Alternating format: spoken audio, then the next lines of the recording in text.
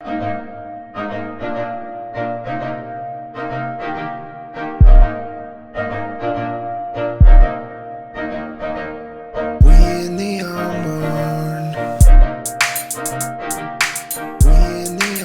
what is up, everybody? Welcome to this week's episode of the Arm Barn Podcast. Super excited to get things going this week. We got some announcements. Obviously, Nick is sitting in right now, which is one of those big announcements. I'm super pumped when we start having guests on. I think he's going to bring a cool perspective in terms of asking some questions, to some of the guests we have on, just like a good person to bounce some ideas off of. He's also obviously not afraid to call me out for anything that I say. So it'll be cool to bounce our opinions off each other, talk about some things going on in the sports world, probably talk about some things that are not going on in the sports world. One thing I've been thinking about is I got to come up with my intro for you every week that, just gives you your little bio, gives you your little description. So I'll reveal that next week. I'm going to write up that fake contract too, send that over to you, and we'll get it. We'll make it official. Maybe we'll post on Instagram as well. Official co-host of the Arm Barn Podcast. So I'm pumped to bring you on board. But Nick, what's going on? How you doing this week? Good, man. Just busy as usual, but happy to be here. Get things going. Yeah, you fired up to have some guests on, start to get this stuff going. Yeah, it'll be good. It'll be good. Yeah, I'm looking forward to it. Yeah, I think so too. I'm gonna start reaching out, kind of setting the what would you say? I guess setting the bait, laying out, throwing out the line, casting the line, whatever phrase you kind of want to use there. I'm gonna start reaching out to some of my buddies now that they're getting settled at whatever affiliate. Some of them are in the big league, so we'll kind of start to reach out to some of them too. We saw Jared Schuster make his debut this week, which was pretty cool to see. Somebody who's been on the Arm Barn Podcast. He was on episode 2. Yep. Which is pretty cool. Probably a brutal listen in terms of my end, in terms of how I ran the show back then. But pretty cool that, obviously somebody that I've already had on the show making it to the big leagues is something that's awesome. But yeah, I'm going to start, reaching out, seeing who wants to come on, seeing when they can come on, things like that. But super excited to have you be a part of it and, get this stuff going. What's up, y'all? Thanks for listening to this week's episode of the Arm Barn Podcast. If you like G Fuel or would like to try the official drink of esports, use the code TheArmBarn at gfuel.com today. For my caffeine people, there's going to be some awesome products like the energy tubs and the energy cans. And then for my no caffeine people, there's also going to be some great products for hydration. So check that out today at gfuel.com and use the code TheArmBarn. But all right, let's get right into it. Let's start firing up some of these topics, some of these things I want to go into here today. The first thing's going to be, just because obviously we're not living together anymore. And, now we just go through FaceTime, go through videos, text messages, whatever it is. Big week for us in T-ball this week. Yep. You guys, honestly, I heard some good feedback from Dad as well about how you got the squad that I got the opportunity to help coach that first practice, but you got the squad rolling. Dad was saying how, your team, the team you guys have, all the kids are at the positions. They're at least somewhat ready. And he said the other team this week was just they were just standing all over the place. Is that what was going on? Yeah, so it started off too. I think they were maybe a player or two down, so they didn't even have enough to really cover all the positions, right?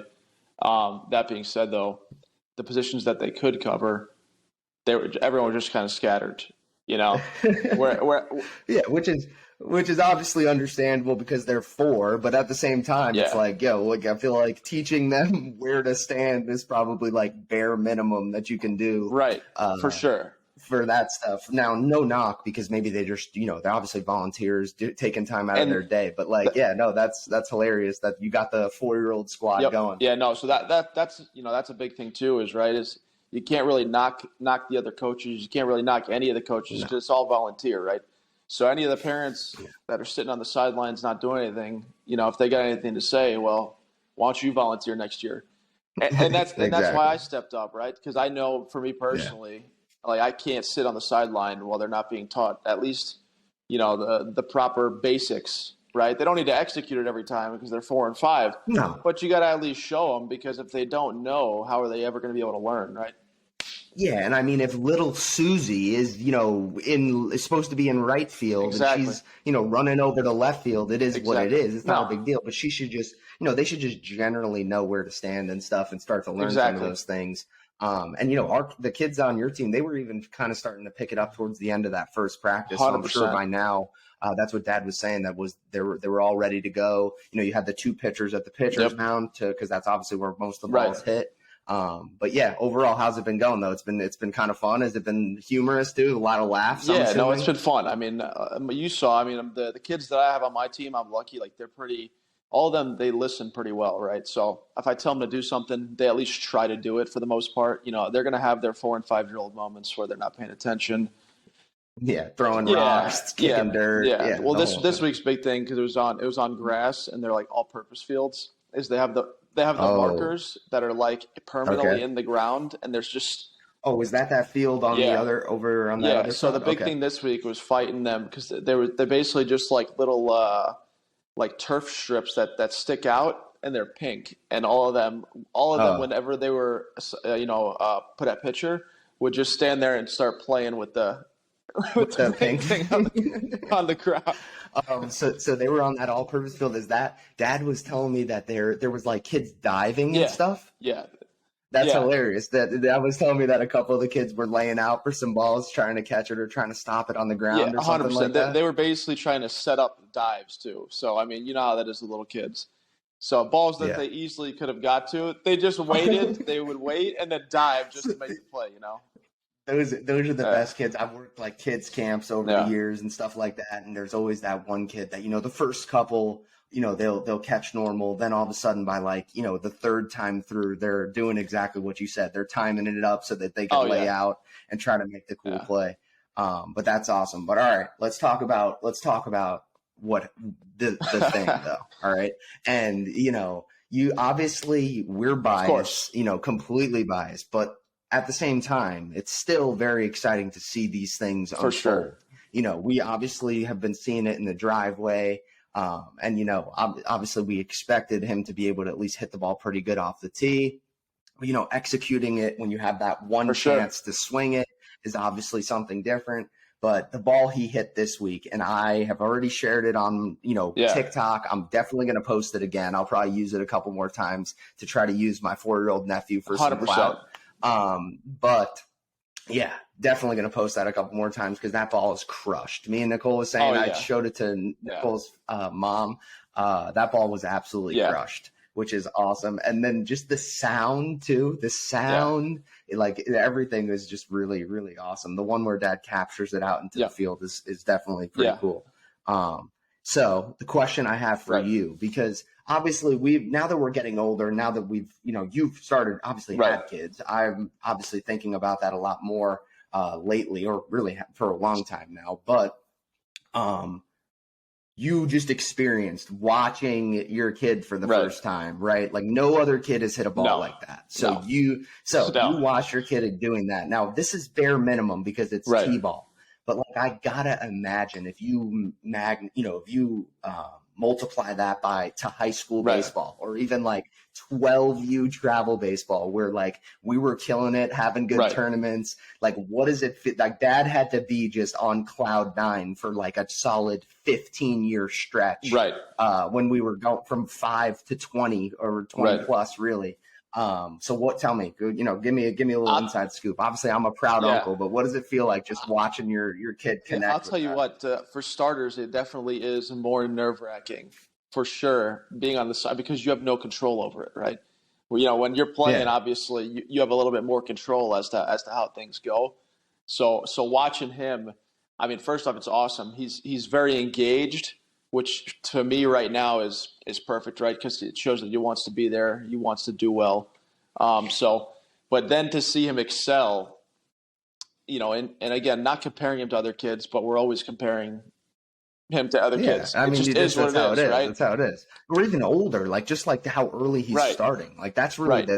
the key is what's For cool sure. about it. But seeing him go out, and you could tell in the first game, especially the first game, first at bat, first time that he had a ton of people watching, you could tell that he was amped up and really trying to just crush the ball, right?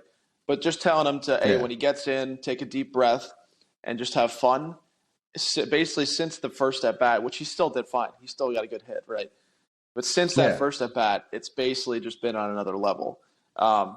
Yeah, because think about it. For him during that first at bat, in his head, he has no comprehension of I'm about to have Yeah, 10,000 of these over right. the next. You know what I'm saying? So that hasn't even Nope. that hasn't even clicked in his No. brain yet. Now what in his brain though, what has clicked is, okay, I'll have more at bats Right. this season. So if I mess up, that's like the bare minimum Right. for him as a 4-year-old. He's like, okay, I have more at bats this season. Now you magnetize that to the rest Right. of his life. Once he really starts to feel that, as we start to explain it to him, that is going to be so much easier for him to not have pressure, realize that like what he's doing. Cause sometimes that's what it wasn't that I was like overwhelmed with the Right. pressure. And I'm sure you can Right. attest to this too, but sometimes it felt like that Saturday game at like HBQVB or like that Saturday game at Baseball Heaven as we got older. It felt like that game was way more important than it actually was, to where you're showing up. And I'd like used to get nervous for those games. And like, if I could go back, I would literally smack myself in the face and be like, dude, get your head out of your ass. This game, like, don't get me wrong. It means something in terms of like, you should care about it and you should be fired up. But in terms of like worried about losing, worried about failing, if you go 0-for-4 with 4, like who cares? Like literally, who cares? So that's what's awesome about Cars. I guarantee you he was super nervous, and now he realizes he's like, oh, I'm going to get to do this every week now. So who cares? Yeah, and then cool. He loves it. I mean, and it's super cool for me again to see him engaged, enjoying playing, but then also seeing that all the, for lack of a better term, all the work that we've put in already and starting him young, like the separation, they're gonna think we're crazy. They're gonna think we're crazy talking about this, but it's not. No. When I was there, I lived there for 9 months. These last 9 months, it was never, yo, Cars, we have to go. Well, let's go out and hit today. It was like you'd hear Nolan or Carson go, "Oh, can we go out and hit bombs?" And we'd be like, yeah, sure. You want to go out? Of course. And that's how it would be. So that is awesome that he did. He put in work. Oh yeah. And you again, you lived here for a while. I do not push him. My only thing is that when he wants to do it, we're going to do it correct. So again, if he wants to go, like when he tells me he wants to go out and hit, if we go out and we take 3 swings and then he's like, I want to go ride my scooter. Cool. Go ride your scooter. That's fine. Like he's 4. I'm not pushing anything. My whole thing, though, is that basically in anything that he is going to do, we're making sure that when he does it to his best 100%. And that's the main thing for me. And what that's going to create is a, like, I don't want to say a work-like mindset, right? Like, that's not what it wants, but it's like, okay, there's times where when we're focusing on this, then it's just going to be focusing 100%. on this. That's really what it comes down to. And that's really all it is. Now, the thing that impressed me the most, and this is kind of, we can, if you got anything else after this, we can continue. But the last thing my last thought on this was the thing that really was crazy to me was when we went to the park with your friends. Oh, when we went to the park with the other little boy, and instantly when he started hitting the ball, Carson's demeanor when it came to fielding it completely changed. So like completely changed. So like I wonder if we would have put the ball on the tee and been like, what I'm saying, back and forth, if we would have been like, oh, let me try, Carson, I'm gonna try to get a hit right now. You got to field my ball. And if we would have hit some off the tee, I guarantee you the him locked in with fielding would have been even better. And that's and you saying that he was locked in, making plays the first day, even at practice too. Remember that first day he was running around trying to field it. I think that was the reason why. I think he didn't realize like the importance of the fielding side of it. So like then as soon as he was like, oh, I can get other kids out if I catch it, I can like beat. That's when he was like, okay, I need to work on fielding too and be locked in during fielding, which was cool. You agree with that? Yeah, I think the big thing with him is he just needs to be challenged. So like even when he's hitting, if he's having a day where he's not, hitting as well, and again, we're talking 4-year-old baseball here, but dude, like if he's having a day like that, like for him, I can already tell he needs to be challenged. And it's funny, like we'll talk smack to him, and then he just looks at you and he gets a look in his eye like, oh, really? Like you want to start talking? and then he starts hitting well, So I think for him, the big thing, and Allie and I have talked about it a bunch with him and all the kids, is that they need to be challenged consistently. And I see that, dude. And this is really the reason I'm talking about it, is because you obviously know Yeah. my job. I see this at the high Yeah. school level. I see the same exact things, to where it's like, you do real, like they're happy. Like, don't get me wrong. If I'd never thrown a 2-3 Yeah. pop time before, and I threw a 2-3 pop time, am I going to be happy about a 2-3 Yeah. pop time? Of course. I'm going to be like, okay, good day. I improved the whole Right. 9 yards there. But it's almost like getting to the point where I feel like it's like they get to certain Yeah. points, a 90 exit velo, an 85 exit velo, and it's Boom, like, I made oh, it. like, okay, now all of a sudden I'm good. Like that Right. was my goal, to where they don't. It's not. That's a personal goal. That's what I think people don't realize. All these metrics is more for personal use, to where now I know when I execute these things, it's going to translate over to the field. But like that's kind of what, like, that's what I don't understand. That like they can't challenge themselves. Like there's no internal challenge. Like there's nothing coming in, no internal motivation, nothing, to where, because it's like an award. It's like that. It really goes back to like that participation trophy type thing, to where, attention high school baseball players, parents of high school players, and coaches of high school baseball. The Baseball Factory has a national showcase tour in all 50 states. These national showcases serve as a qualifier for Baseball Factory events. To get 10% off these national showcases, go to baseballfactory.com and use code CoachCalandra10.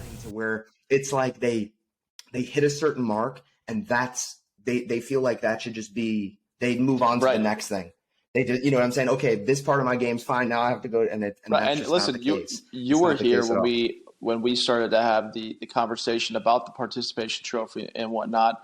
Then there was a certain other family member that was here too, looking at me, you, and Allie like we're crazy. But like, it's a legitimate discussion that Allie and I have had, because again, like, my whole thing is that if he puts in like a really good effort, right? He listens, plays hard. I'm okay with being rewarded, right? He's 4, but it is a real discussion that we are having in terms of these participation trophies, because to me, just because mommy and daddy signs you up and pays the league fee, you go out and play, doesn't mean that all of a sudden at the end of the year you should be expecting a trophy if you didn't do shit to earn it. And that again, that does start when they're young. Again, I'm not saying rip it away from your kid. Don't freaking. You don't need to be a dick about it. But again, you don't need to throw it out. Like, you don't even need to like throw it out. But it should just be clarified. It's like, Cars, like all this, like, you had a great season, but just so you know, like, you have to earn these. Moving forward. It's like, and I just think too,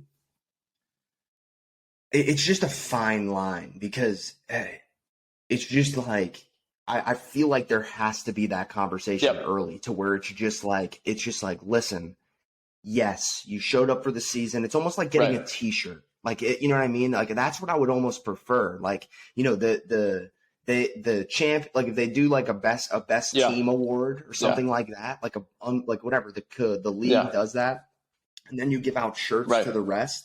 I almost think that would just prepare them, because like, I'm even seeing it, like, you even hear things like with Nicole, just obviously she hasn't been teaching long, but just teaching briefly, like how kids handle failure brutal. And how kids deal with certain things is horrible. And also, they have nothing at school now. There is no repercussions at school, even less than when we were going through this.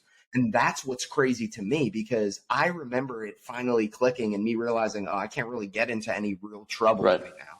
But now that trouble is even less. So it's like, I feel like it's going to continue, and it's just like it has to be. I really think sports is the only answer, because that's the only place where you can actually still, to this day, you can coach with a little bit of authority, and you can coach with a little bit of repercussion, and you can, do things with a little bit of repercussion, and there's not going to really be much backlash for it, because nobody's forcing you to be there. Like, you don't have to, be there, essentially. So I wish it was still that mindset in the classroom, and just overall, like, down across the board for sure, because it helps them then in life, right? They learned that when you fail, how to deal with the failure. They learn that if you bust your ass, you work hard, You're going to be successful. Who knows what it's going to be in, right?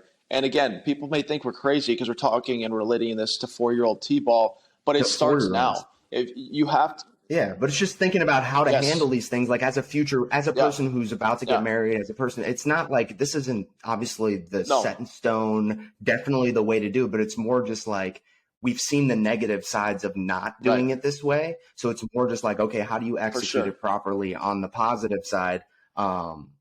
And how strict right, do you be? Because I think there's like a happy for medium sure. almost when it comes Well, to and like to that point, um the last thing I'll say about this, like this week even, we had one of the kids that was not really paying attention, and like during practice during the week too, she wasn't paying attention, and the parents are like telling me like, "Hey, you could make her run," and I'm like, yo, I understand, I get, I could do all that, right? But it's 4-year-old T-ball. Yeah, you would catch a I'm not lot of shit right. from That's me what I'm if I saying. heard you I'm like if you were making a 4-year-old run sprints sprints or because, and something. two, like, Yeah, I could tell that when they're doing it too, they're doing it because like they're trying to be funny. They're trying to get attention. And it's like, yeah, okay, fine, you're four. Hey, here's the thing though, you only get X amount of swings at practice because all the other kids need to get it. So if you're going to mess around, yeah. well, that's all you get. But at the same time, I'm not going to make you go do sprints because Yeah, mom and dad no. says it's okay. It's like Like, no.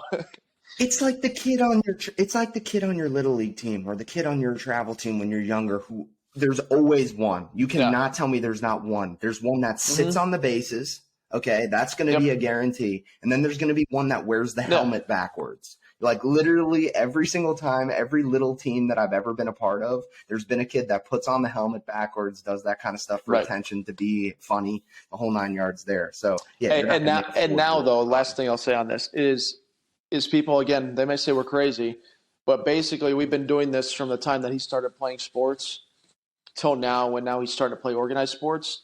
And I think anyone, this is totally being objective, like it's not even comparable, the difference between the way he is when he shows up and he's on the field, the way he behaves.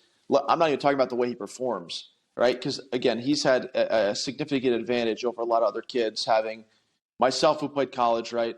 You playing professionally, like he has a significant advantage in terms of the physical, the Oh, the baseball side, baseball for side of it, sure. yeah, we're not even No, talking. but But if you even see a transfer because we've had him lock in with the baseball stuff or the football stuff. You see it. I dropped him off at school a yeah, million times. The kids, don't get me wrong. This is not no, the kid. It's yeah, fine. They're kids. But just in saying, in terms of the what it can yeah, do to a kid, it's like he literally stands there with yep, his backpack, like ready, looking right, for direction. It's not like he could go and right, he could do whatever he wants. It's not like anybody's telling, but it's just yeah, his natural thing to do is just to okay. I'm here. I'm at yep, school right now. I know this is a place where I'm not allowed to do yeah, whatever I want. So I'm about to listen and yeah, I'm about to hear what right, they tell me to yep, do, essentially. And that us doing that like just in a yeah, casual way with yep, fun sports, and anytime he wanting to do it, I think that's like a 100% the right way to go about it. And I just, I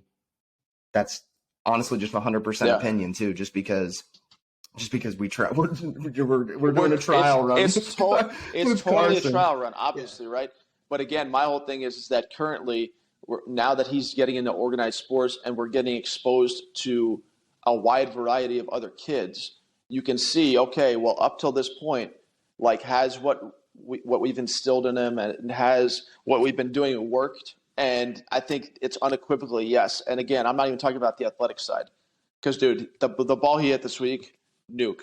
Like, and Sick. it Yeah, was sick. it was Like, sick. dude, Yeah. it was a good It thing I was had sick. my hat low and my freaking big sunglasses on because, dude, like, I Yeah, probably, yeah. it was dope. I mean, when you It got was other dope. parents like yelling out, "Hey, check his birth certificate," like he's got to be 15. This is literally what they're yelling at me on the Yeah. field, and it's like, well, he's 4, so he's actually even one of the younger ones in the entire league, which is cool. And it's funny too because even watching the video, like he's got to be one of the He physically is, bigger yeah, ones too. Yeah, which is yeah. that was never the No, case with no, us no, ever. So like that yeah, would be a unique yeah. experience. If he's Like physically, yeah, physically right, being more dominant. Because like think about it, like if he's on a like especially like on a basketball court or like on a like because whenever I played other sports like baseball, I never really felt overmatched, but like basketball. there was a couple times where you would see some dude on the other side, and you'd be like, right. ooh, okay, I don't really like, even athletically, bigger than me and more athletic than me. So then it's like, okay, what shout the out heck's to going Ali on? on that with So them height genes, you know what I'm saying? yeah, exactly. I'm hoping I get some too, because Nicole's family is pretty tall on her side as well. But yeah, no, Carson is, like, even at school when I've dropped him off, he seems physically bigger than a lot of the kids as well. But yeah, no, it's going to be fun. I'm excited to keep hearing. This is going to be a good opportunity. Hopefully people think it's interesting coming on here and recapping some T-ball every week, which would be cool. I think it's something cool to talk about, especially it being Carson, and what would be crazy. And I'm saying this now just in case it really does happen 15 years from now. It would be cool if we're even still doing this podcast 5 years from now. And it's like, hey, remember when we were talking about Carson and T-ball? Now he just hit his first home run at Cooperstown or something like that, which would be nuts. But all right, let's get into this next thing. This is going to be, I don't have too much to say on it, but I just wanted to bring it up because it just happened. I feel like it's been all over TikTok, all over social media, all over, Sports Center and things. I'm not even kidding you. I'm literally looking at the screen right now, and I'm looking at highlights. That's all over the screen. And what was her name again? You're talking about the Angel Reese and the Caitlin Clark debacle, I guess you could say. Yeah. So it's just there. Listen, I'm not gonna bash anybody right now. I'm not gonna bash anybody. But all I'm saying is it's just weird to me. Like, and then I heard her explanation. So her explanation for doing some of the antics on the court yesterday is because Caitlin Clark did the disrespectful left the shooter thing to a girl in the SEC. So that's how she defended her position. So you know what I picture, and this is absolutely a little bit of a joke, but you know what I really do picture once you get to this level of, like, in the media and stuff? I picture somebody from LSU's PR team going up to this girl and saying, listen, they're about to talk to you. They're about to ask you why you did these antics. Don't tell them that you just did it because you wanted to freaking get in her face and talk shit. Say it was because she disrespected your fellow SEC member. Do you think that like that's literally what I picture when it comes to this stuff? Because it's literally mind blowing. Like, what? Caitlin Clark never talked any shit about anything going on the LSU side. Did she? Not that I know. And again, I could be wrong on this. I mean, she did. She's when Caitlin Clark plays, she is very fiery. Like, she will get up in other girls' faces, stuff like that. Which, again, I've got no problem with. I don't even have a problem with what Angel Reese did. She was talking smack, back to her and whatnot. What I more have an issue with in this whole situation is that we're just going to completely not talk about Kim Mulkey on the sideline, acting like a 5-year-old who got her toys stolen from, her little sister, constantly. Like she was. Yeah, no, I was literally going to bring that up. Acting like a child on the sidelines, and I mean to the point where she's on the court. I would say the better part of the entire game. Yeah, the entire game. And she made contact with the ref multiple times. Like, literally, and even grabbed the ref. Like, literally, like, pushed the ref, and she didn't get a tech. Didn't get a tech the whole tournament. She was probably doing that literally the entire tournament. Didn't get a tech. They give Caitlin Clark that tech. You know what I mean? And then, too, it's like, first of all, as soon as they started going on that run, that's when they got the tech. As soon as they started going on that run, that's when they had to go to the replay review. It's like, literally, how do these refs not get any feel for, and I don't care what anybody says, if you're not an athlete, you don't understand this. If you've never played on a huge stage, you don't understand this. Momentum is huge. Literally so real. It's so real to the feeling of the game. And if they were to be able to stay onto that court, and guess what? It wasn't they didn't overturn it. So the review was a complete waste of time. Other end of the court, there was that play where she spun and she did a spin move too. Same exact play, the whole 9 yards there. But yeah, the thing that I had a problem with a little bit was like the hunting down. Hunting down, like in the last 45 seconds of the game, it's like, yo, you're up by 16, the game's over, and you're hunting her down just to like make a mockery when the game's over. Yeah, no, I think That Right. I don't get. That I personally don't get, because for me, if I drain a three, if she drains a three or hits a layup to put them up by 2 with 4 seconds left, and she's boom right here and on Caitlin Clark, it's like, okay, but what did she do on Caitlin Clark? Did she defend her? Did she stop Caitlin Clark? They play different positions, right? I mean, so I think because like throughout the game, she was doing the whole thing, pointing at her finger and whatnot, which I got no problems with. Who cares? That stuff's fine. Yeah, that's shit. fine. Like, I personally think there should be more shit talk. I like that better. Agreed. The hunting her down at the end a little bit. I mean, she did go a little over the top.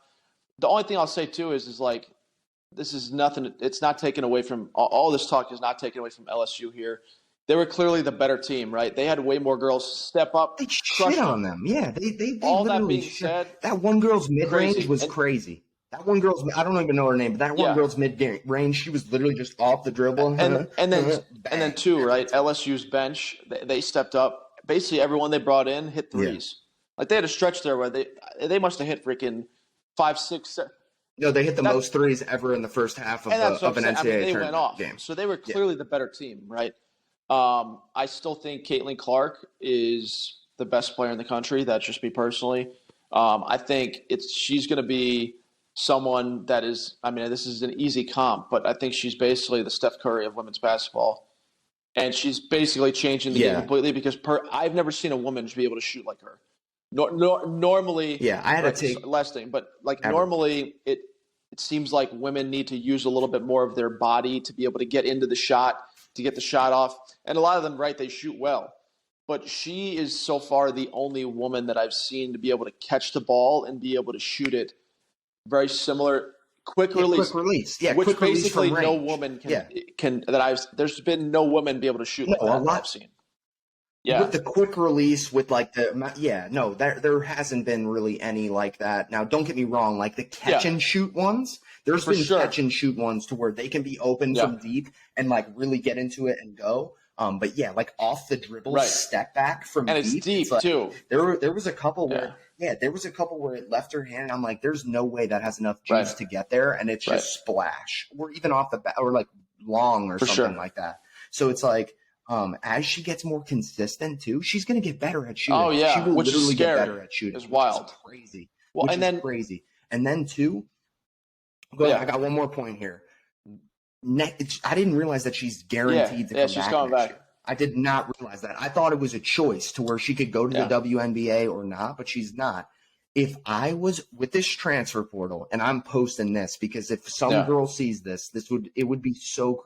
If a transfer big, if a post player, I'm talking one of the best posts in the country, goes, or like a freshman 6'5", 6'7" girl comes into Iowa and runs a pick and roll with her, it's literally not going to be guardable for this, because they have some shooters, they have some other players, but that's what you saw against South Carolina and LSU. They just got absolutely manhandled on the boards. Like, I mean, I don't know the numbers. I can actually look here. You could just tell too, Iowa from a team perspective just didn't have the talent level to compete with the athleticism and the shot making that LSU had, right?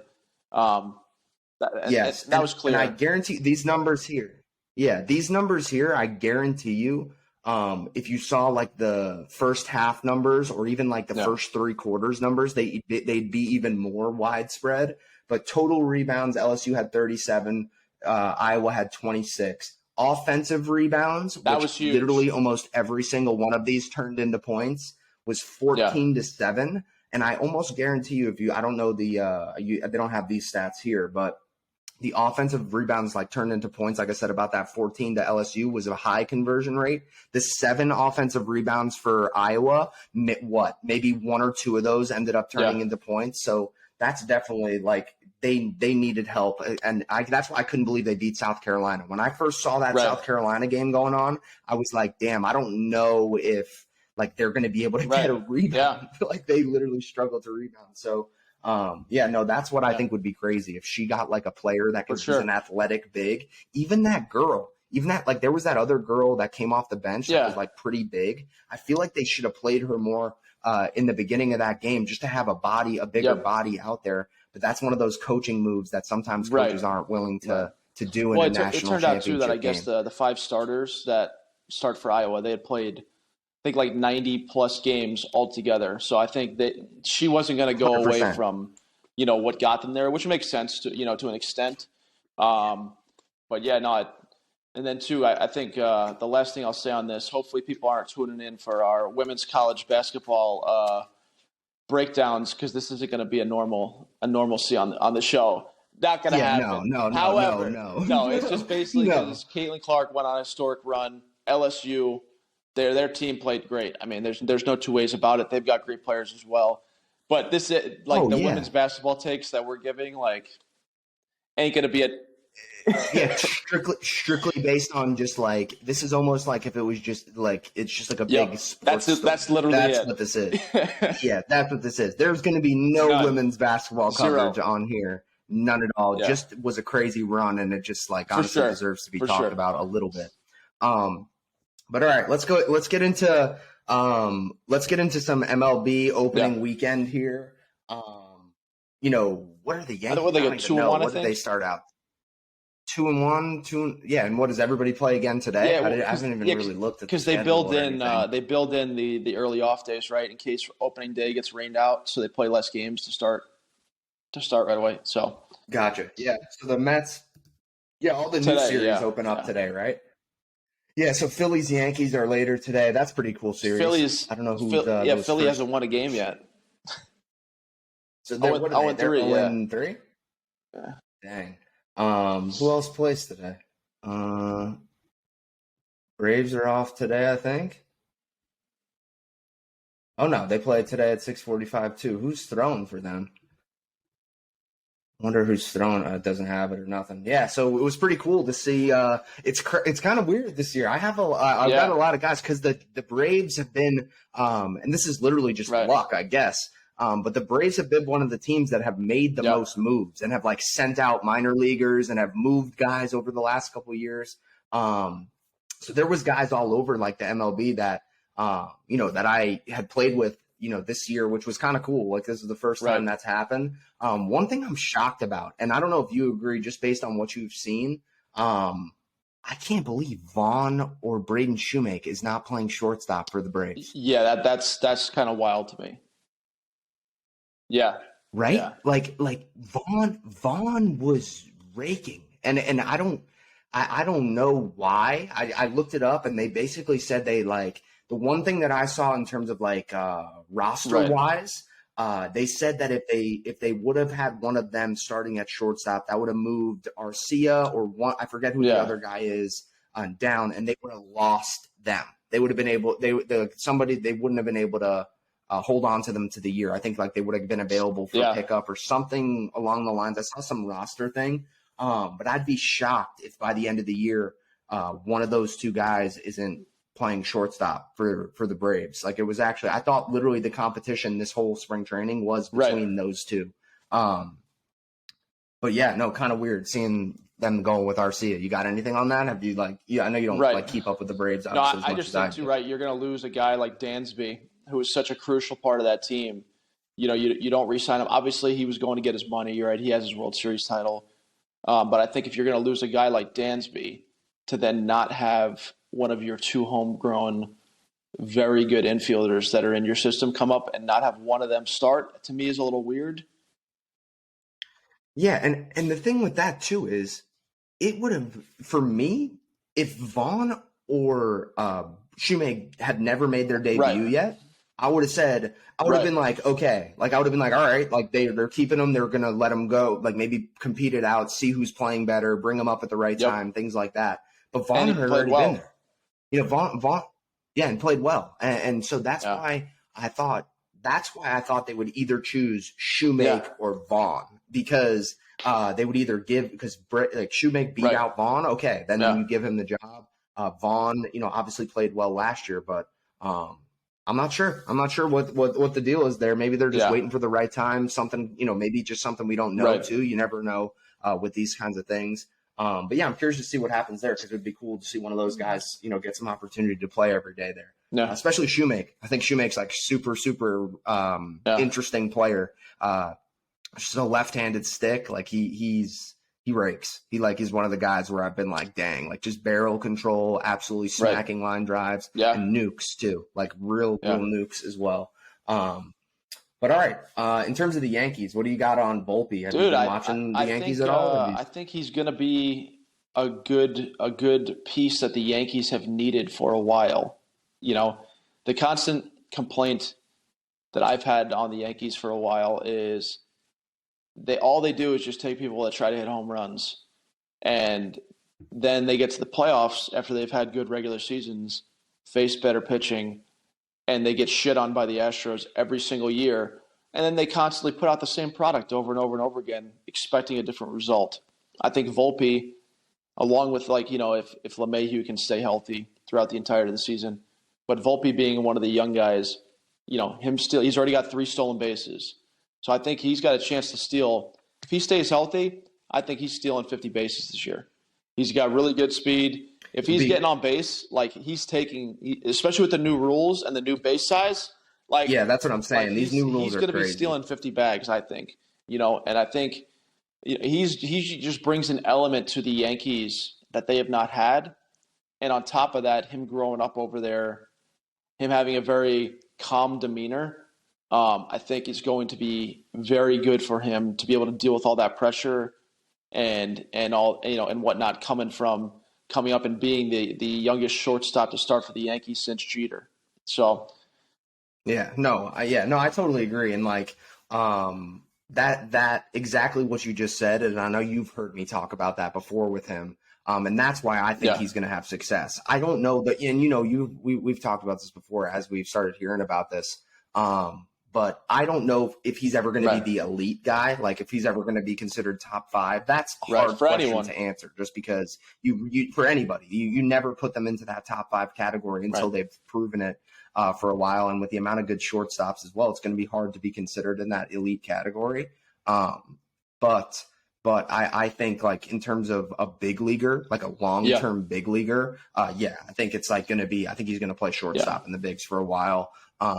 Just based on what you said, like even it was rookie ball. So he was 18 years old. It was the year he got drafted. Yeah. So obviously a completely different player, completely different skill set, strength wise, the whole 9 yards there. But just in terms of exactly what we were just talking about, like the ability to play in New York, a spark, like there's that, like a guy who's not like, he's not Showtime. No. You know what I'm saying? Like he's not Showtime. No. He's not Hollywood. He's just going to come in there and he's going to play. He's like a very old school Yankee when it comes to like a Hideki Matsui or like even like I know he's a pitcher, but like a Mike Messina who's just like very even keeled. He's Andy Pettitte bring a good demeanor to the club. Yeah, like something like that. Or any of these guys. Bernie Williams. Yeah, basically a dude like a throwback guy to when the Yankees were very successful, and props to the Yankees for breaking camp and having him be the starting shortstop, right?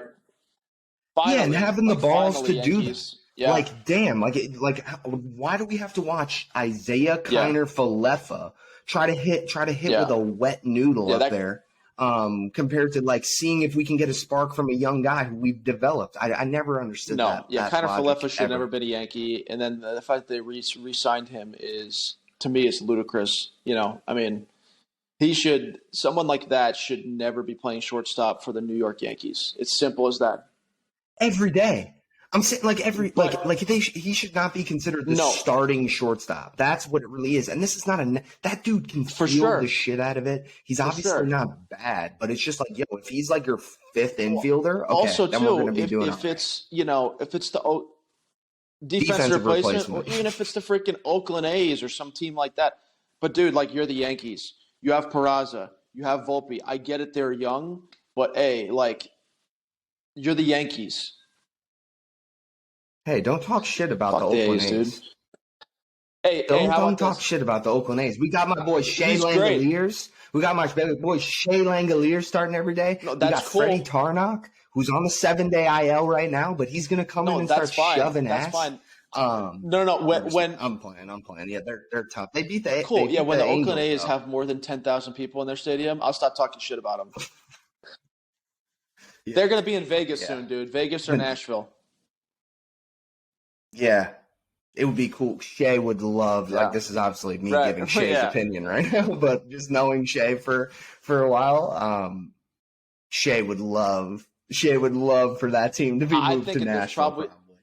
right. Because he's a He went to Texas Baylor. guy. He Yeah. went to Yeah. Baylor. He grew up in I, Texas. So, I mean, yeah. And I think Freddie, if too. Freddie's from Florida. So he would if I probably was like making Nashville a as well. prediction, though, I think for the A's specifically, I think there's a better chance of them moving to Vegas rather than so. Yeah, 100%. Yeah, 100%. Totally agreed.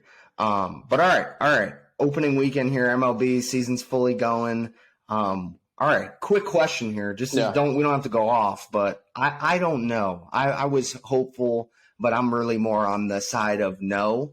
But what are you thinking about the Angels overall? Like, just in terms of, this is strictly a Shohei Ohtani and Mike Right. Trout question, in terms of, do you think they actually have a chance? I think if both of them can stay healthy for an entire season, and I mean both of them, like play, 155 plus games, I think they have a chance. I don't think they're Yeah. winning the division. I just hope. because it seems like no matter who the Astros put out there, like they're freaking winning.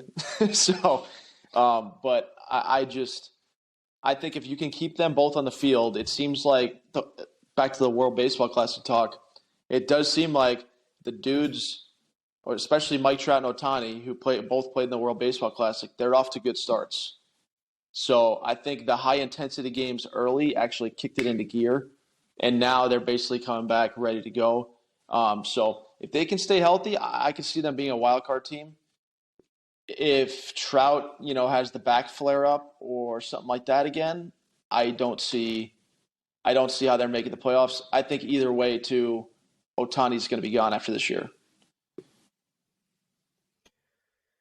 Yeah. I'm really curious to see if it ends up being like a trade. If it's a trade, that would be crazy. Because, like I'm saying, if they're out, imagine they're sucking, and because that would be crazy to me. Could you imagine they stay healthy, they both have good years, and they still don't win? Because I've seen stats, and like this is obviously like my TikTok stats popping up or like Twitter stats popping up, so it's not.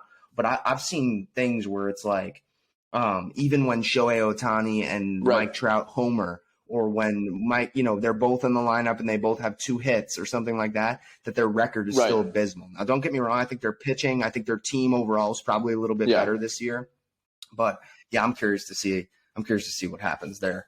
All right, NFL free agency, quick. We don't have to spend like a crazy amount of time on this, but I just think it's draft, NFL free agency. It's I don't know what the hell is gonna happen. Usually I have a feel. Like, I'm serious. Don't get me wrong. I'm not some NFL insider or anything, but I watch, I look up, I literally am nonstop when it comes to I'm a lunatic when it comes to it. I can't help myself. Yeah.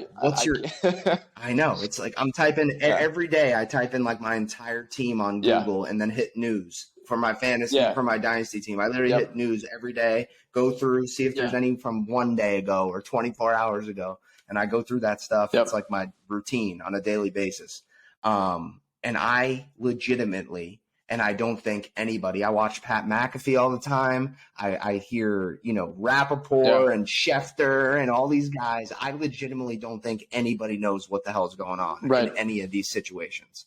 How have they not done this yet? I don't what is the point of not doing it yet? I think what I don't understand. The Packers are trying to hold out and get as much as they can. I think the caveat to that, though, is right. We're approaching 3 weeks till the draft, 3.5 weeks till the draft. Everything that people are putting out that are in the know is that it's going to get done before the draft. I think it will get done before the draft, for sure. For the Packers, I can't blame them trying to get as much as they can, right? But I do think there is something to the way that they've gone about business. I was just about to say, they fucked up. They literally have effed up in every single way. They revealed that they're moving on from Rodgers. They said he said already that he has every intention to play for the Jets only, basically. And it's literally like, the Packers dug this hole. The And 100% it started the years Packers ago, though. dug this hole. But like I understand, Yeah. it makes sense as a franchise if you're going to go and get a guy that you think could be Rodgers' replacement. It makes sense that you go and get him, right? However, it also to me makes sense that I go and at least give my Hall of Fame quarterback a heads up, like, hey, just so you know, this is the route we're going in. Okay, you're still our guy, but this is the route we're going in. And they never did that. On top of that, they never go and they get him any weapons early on in the draft when they could have easily gotten him, another solid receiver. They then let Devontae freaking get away, which is like, how are you going to do that? Now, don't get me wrong. I think actually this last draft they did a good job in terms of identifying Christian Watson and Romeo Doubs, right? And I've been in on Romeo Doubs, but for Jordan Love. And that's the thing, right? Is like, yeah. So to go that route and you let probably the best receiver in the league, especially when he was on Green Bay, go, and then you expect Rodgers to just be all like happy and hunky dory and happy about it. Yeah. It's like, no, like, he's on the back of the end of his career. He's looking at, can I compete for another title? And I think he knows that even though the NFC is the easier conference to get through, that with what they've constructed, they're not getting through teams like the 49ers, which has repeatedly kicked the shit out of him over and over again. What are you talking about? They're not getting through the Lions, obviously. It was even evident. the Vikings. It was literally even the Vikings. The Vikings, in my opinion, had trash defense, and they couldn't even get through them. So, and dude, now that like the fear is gone. Right. The fear is gone. Nobody, I guarantee you, the Detroit Lions. Now, don't get me wrong. He's still Aaron Rodgers. I understand that. It's not like he's not on the whiteboard. But I'm saying, like, the fear. Like, you're telling me the Chicago Bears aren't a little scared when they see number 12 rolling through that tunnel? These last 10 years, he's been their daddy. Themselves. He's owning them. They're literally, literally owning them. Discount double checking on their asses. But I think the fear is gone. Therefore, the leverage for the Packers. If you throw just them completely putting their cards on the table and letting everybody know what they want to do. Aside from that, if you just strictly look at like what he would want, like without him being disrespectful to the team that gave him everything that the fans, and he really hasn't. He's like kept it pretty cool when it comes to that stuff. But like, I don't blame him at all, and I can't believe it hasn't gotten done. And I don't understand the Packers. No, they need to realize, hey, we've had 30 years of elite quarterback play. You've said that your time is up in terms of him playing for you guys. Take the second round pick and probably a freaking third round next year, and go freaking take whoever you want. It's done. Like, it's over. And to that point, I think also the longer this extends out, the better version of Aaron Rodgers the Jets are going to get, because he's a little bit, I would say more than a little bit, and he's also a spiteful motherfucker. So like, I think the more that, because I think the way he's looking at this is that they're being very disrespectful. He's brought up that they've done this to other Packer greats throughout the entirety of the organization's history, and now he 100% which is factual. Which is absolutely factual. So now the longer that this plays out, I think he is taking it as more and more disrespect. And to me, when Aaron Rodgers gets disrespected, he then goes and wins back-to-back MVPs. Hence when he got, when he was on the team. I'm saying is, all right, we don't need you pitching a tent over there on the first episode. You're official on the podcast. All right, we get it. You're excited about Aaron Rodgers. We're going to be hearing about this for the next. That he is instantaneously would be the best quarterback we've ever had in the history of the organization. And I think that while it'd be very short-lived, I think that he would do a very, very good job as quarterback for the New York Jets.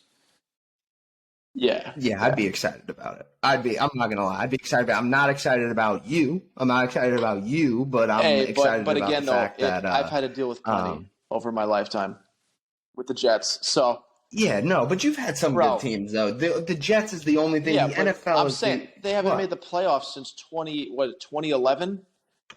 100%. When it comes to NFL, you're obviously on the struggle bus. I totally agree.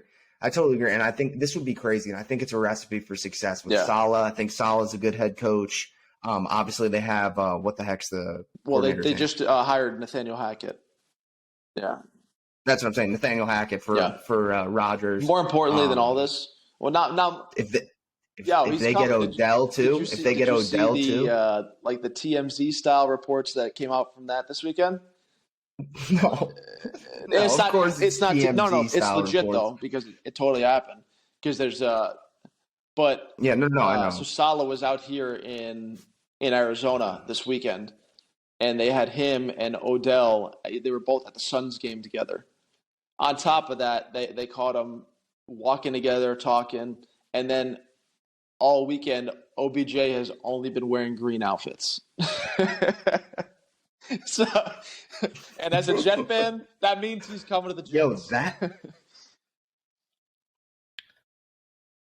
receiving core is going to be crazy. I don't think they're going to have to overpay, because that's another thing too. Everyone keeps saying, "Oh, he wants $15 million a year," but then he's coming out like, I don't know where all you people are getting these numbers from. So we'll see. I would love to add Odell to that room with Rodgers, and then use 13th pick to bolster that offensive line. And I think we're a problem. Free agency and the willingness to move teams from guys nowadays is exposing the media a little bit. When it comes to like this Odell stuff, it's evident, because I fell for it. I used to think Odell was a piece of shit. I used to be like, man, why is he acting Now that being like such said, a though, dick all you the do time? have videos And like then, Odell on the plane where he's being a prick. Odell probably 100%. Well, not probably. He's a prima donna. He thinks on the field. Okay. I'm talking on the field. Yeah. I'm talking literally on the field, locker room, strictly locker room. I'm not talking any of the off the field stuff. I mean, throw that out the window. I'm talking like the way the Rams talked about him on the Super Bowl run, and the way why did the Giants want to re-sign him now? If they had so much of a problem with him, why would they want to re-sign him now? So I think that exposes them a little bit. Nobody really brings that up, and they don't get held accountable. And on top of that, anything, of course, you put him in a locker room where Aaron Rodgers is the quarterback. Not worried about it.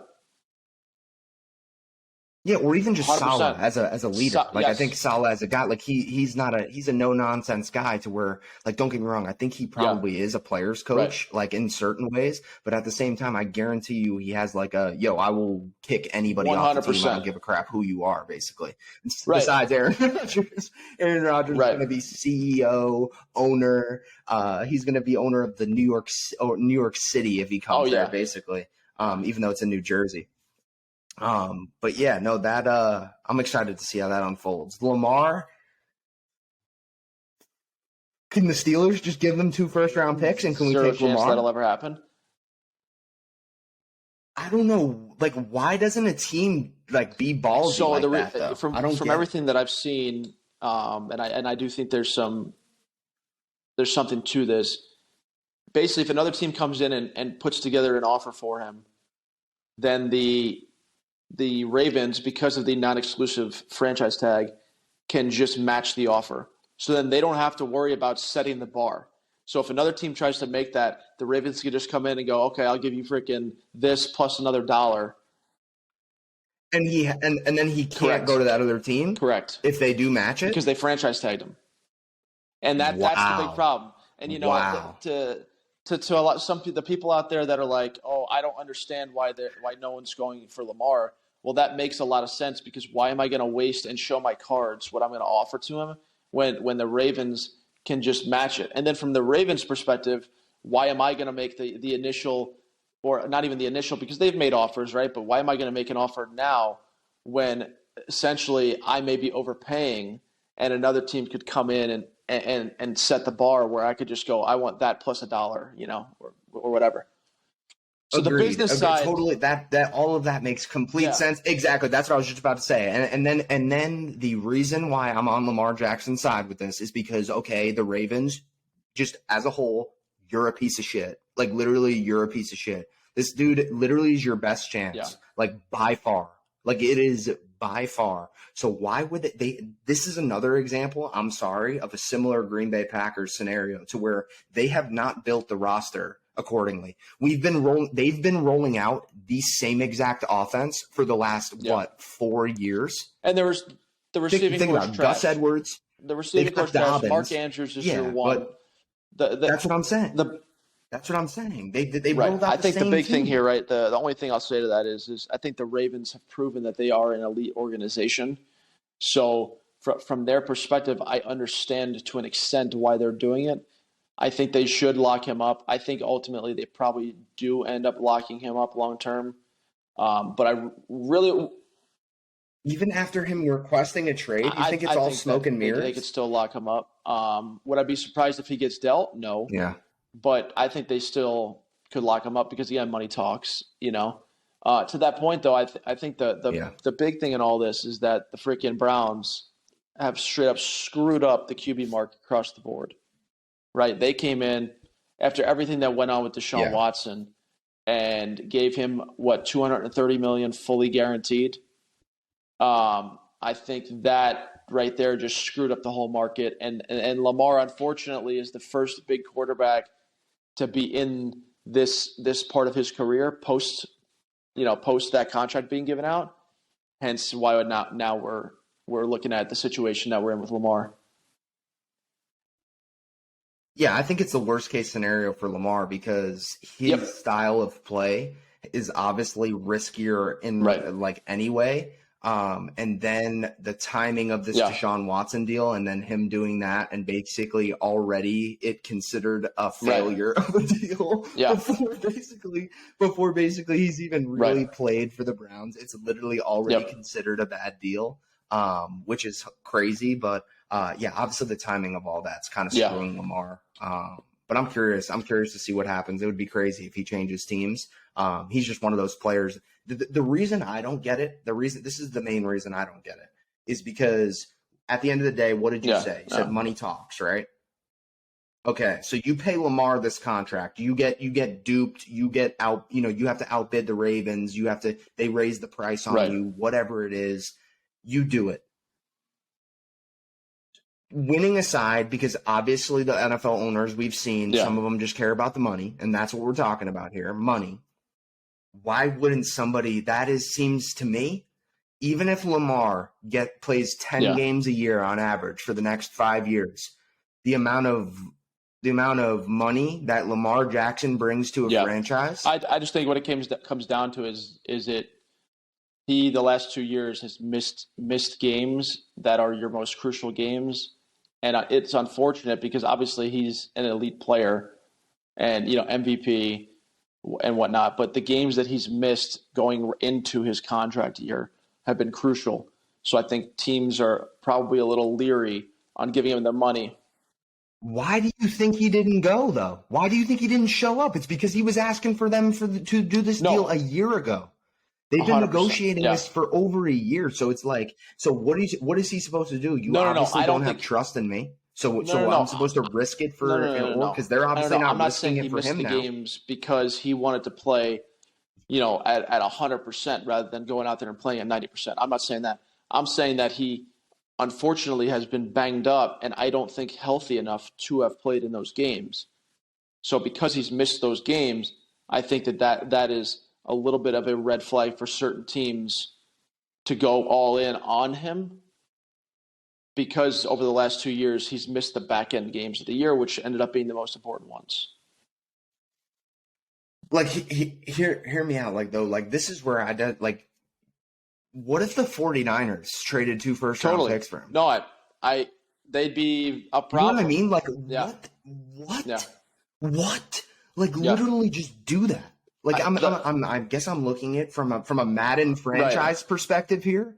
But seriously, that's how I'm looking at it. But like, in all honesty, like maybe I have too much of a fantasy perspective too. But like, I try to take that out of it right now. Like if you just go, oh shit, we can just throw 2 for the 49ers draft well. You know what I mean? They draft well. Do they have 2 first round picks? No, because they freaking gave him up for Trey Lance. No, Trey Lance. Trey Lance. Or Trey Lance. Okay. Yeah. But I'm just saying, like some of these teams could easily do this and just like actually instantly turn into Super Bowl. I thought a team like Indy would debate it. But I've even seen crazy ones where they talk about like the Vikings trying to trying to go and do it. But I just think what it comes down to is, again, is the way Baltimore has done it strategically from a business perspective, I think has handicapped Lamar's ability to gain leverage. And that's really what it's coming down to at this stage right now, you know. So yeah. All right. NFL free agency. Yeah. Well, that's going to be inevitable. It's going to be. And we got the draft coming up in 3 weeks, so it's going to be a mess. There's going to be a lot of talk. Yeah. So that we will cover. That we absolutely will be covering every week. So if you'd like to hear about that, definitely. And if you're pissed about us talking about some women's basketball, don't worry. It's only Kate and Clark and around March Madness time because it's big news stories. But okay. Last thing, and we'll be done for the first official episode of you being a co-host on the Arm Barn podcast. Best fast, we're going to do 5-round draft. 5-round draft, best fast food chicken. I get first pick? I'll give you the first overall pick this week. For this me, week you'll get easy. first pick. Even though they're only open 6 days a week, easy decision for me, Chick-fil-A. I've never gone to Chick-fil-A and piece of chicken. Simple as that. People may have. I'm not saying that they're 100% hit rate, but to me, you roll into Chick-fil-A, you get any type of chicken, it's game over. You're having a good meal. Yeah, I honestly think I think I put that in my 1-1 as well. But the only caveat and the only argument I really have is, and it's definitely skewed because I love Chick-fil-A. There's nobody who loves Chick-fil-A. Yeah. Like I literally love Chick-fil-A, but I think eating that in between games for basically my entire 4-year career at Eckerd, I've definitely gotten some bad chicken. So I've definitely gotten some bad chicken. So, but other than that, Chick-fil-A, if you're going just the best, that's my pick. Is your guy. All right. I think I feel like it's just, don't get me wrong. Obviously it's not like the best chicken, but you have to go with this number 2 overall. Okay. I'm going McDonald's. It's basically for their chicken nugget. I'm going McDonald's chicken. I know that's, in terms of quality, maybe not there, but in terms of like historic value, in terms of like, they're probably a 15-time All-Star, where you're looking at Chick-fil-A, couple MVPs, couple scoring titles. But, for McDonald's, I definitely want to go for Old Faithful there in McDonald's. All right, what do you got? All right, number two, again, another place that only serves chicken, Raising Cane's. I'm going Cane's at number 2. Those chicken tenders, they hit every time. And again, I know some people are going to say they may be a little overrated. It's just chicken tenders. But the chicken tenders combined with the sauce that they have, can't beat it. Number 2 pick for me. Yeah. I mean, like, how could they not be like, top 3-ish overall when that's all they do? If you do it right, if you got the recipe, you just got to do it. All right. I'm going with a hot take here. I don't even know if you've ever had this because I believe it's really a Southeast-ish thing. And obviously I spent a lot of time in the Southeast. Okay. It's a place called Cookout.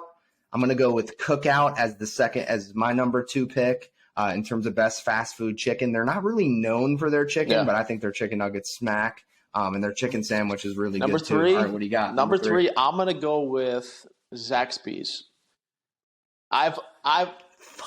Dude, I didn't even think you would have said that one. You're going to win. You're going to win this for sure. Zaxby's. Shit. I'm not kidding, one time in my life. But the fact that it comes to mind when I'm thinking about this topic, to me, it has to be on my list. And I do think I just won with that. Yeah, that's a tough one. I got a nice one sliding in my 3. I probably could have got this at 4, but since you took Zaxby's, I'm going with this. Cole, I think you're going to like this one over there. PDQ. I have not. Have you ever had PDQ? Okay, well, this one is if you have had PDQ, you would think this as a steal. PDQ chicken tenders are, I don't know, they may be only chicken tenders as well. So they're pretty solid in a lot of airports. That must be a Southeast thing, or I don't even know where else they have them. But I'm going PDQ. All right, what do you got? 4th overall for best fast food chicken. This one's easy for me. It's Popeyes. I could just roll in there. The chicken's elite. Once again, it's a spot that you're going to roll in every time, and the chicken, especially the chicken sandwich, chicken tenders, it's where it's at. Yeah. Yeah, no, Popeyes, their chicken sandwich super consistent. I even like to get their tenders or their nuggets with a little blackened seasoning on there, which is with a couple different seasoning choices. All right, I just feel like this is the only logical way to go for me to try to really come from behind here and take this victory. I'm going Wendy's for another historical value. I mean, you got to go another 10 MVPs here probably for Wendy's. I mean, historic MVPs, franchise. 10 MVPs. They've been maybe defense. All right, defensive player of the years. That may even be a little bit of a stretch. I mean, Wendy's is an historic franchise. Wendy's I know, is but to take it franchise, to 10 MVPs or 10. That's still you're probably right. Not 10 MVPs. But defensive player of the year, first team, maybe. First team all defense. Easy one to end it with. For me, number 5, KFC. What do you got? KFC, dude. The reason I leave KFC off, and sorry for the shit talk on KFC, because the pot pie, unbelievable. The mac and cheese, mashed potatoes, unbelievable. Not gonna lie. KFC doesn't really make me feel too good. I've never eaten KFC, so the amount per year that you can successfully consume KFC, I personally don't think it's a very high rate. So in terms of reliable, but he's going to be a guy. He's going to be a sharpshooter off the bench. You know what I mean? You're going to get easy buckets. I just think too, you get KFC in the 5th round after the top 3 rounds I went with. I mean. I think I'm taking this one in my first appearance. I don't know who you got at 5th for you. Yeah. I was debating here between a couple. This